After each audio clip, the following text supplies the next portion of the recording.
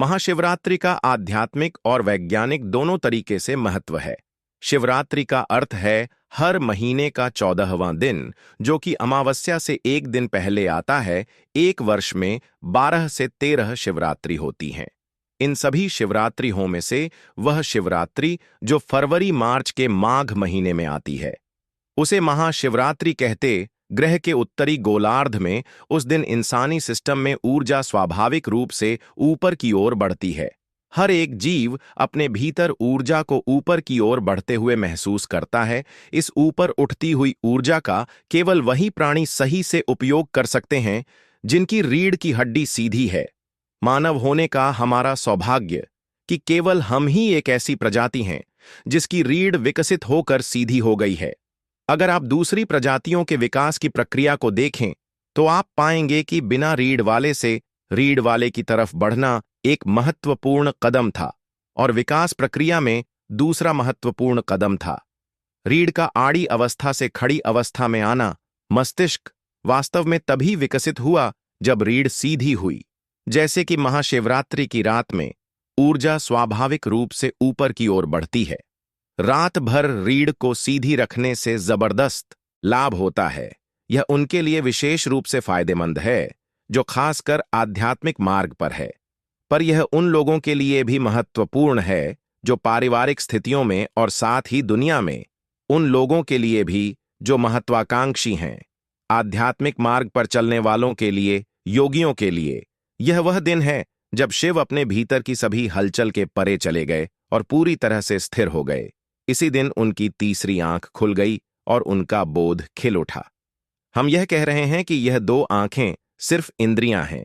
यह आपको आपके आसपास के भौतिक पक्षों को ही दिखा सकती हैं, लेकिन अगर आप इन भौतिक पक्षों का आधार देखना चाहते हैं, अगर आप उन सूक्ष्म आयामों को देखना चाहते हैं जो प्रकृति की भौतिकता से परे है, अगर आप उसे जानना चाहते हैं, तो आपको बोध के एक अलग आयाम की जरूरत है। बोध का वह आयाम जो भौतिक से परे है, उसे तीसरी आंख कहते हैं। तो यह वह दिन है जो आपके तीसरी आंख खोलने या आपके भीतर बोध के गहरे आयाम को उजागर करने की यात्रा को सहज बनाता है। आदि योगी शिव को जानने के लिए अगर आप उनकी जीवन प्रक्रिया को देखें तो पाएंगे कि वह हर उस चीज से गुजरे जिससे कोई इंसान गुजरता है। वो एक ही समय पर कई चीजों का मेल है। वह सबसे सुंदर है, वह सबसे बदसूरत भी है, वह एक महान सन्यासी है, वह एक गृहस्थ भी है, वह सबसे अनुशासित है, वह एक शराबी है, वह एक नर्तक है और वह पूर्ण रूप से स्थिर भी है। देवता उनकी पूजा करते हैं, दानव भी उनकी पूजा करते हैं, दुनिया में हर तरह के जीव उनकी पूजा करते हैं। हम शिव के बारे में जो भी कहते हैं, आपको समझना चाहिए कि उसका बिल्कुल उल्टा भी सच है।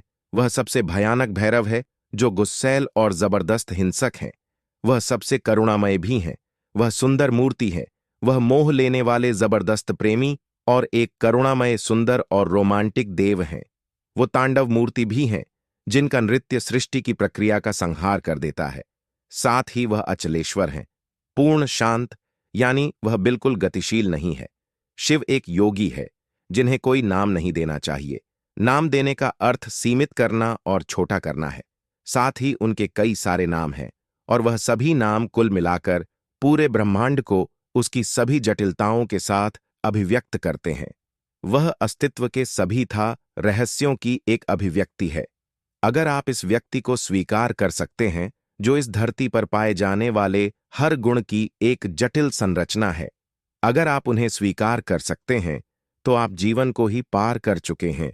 इसका पूरा मकसद आपके तार्किक दिमाग को नष्ट करना है ताकि आप जीवन के एक बिल्कुल अलग आयाम के प्रति ग्रहणशील बने। धन्यवाद। अगली बार फिर मिलेंगे नई सीख के साथ।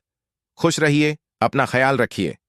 अगर ऐसी अद्भुत बातें जानना चाहते हो तो कमेंट करें। हर हर महादेव और चैनल सब्सक्राइब करें। अपना ख्याल रखें। धन्यवाद।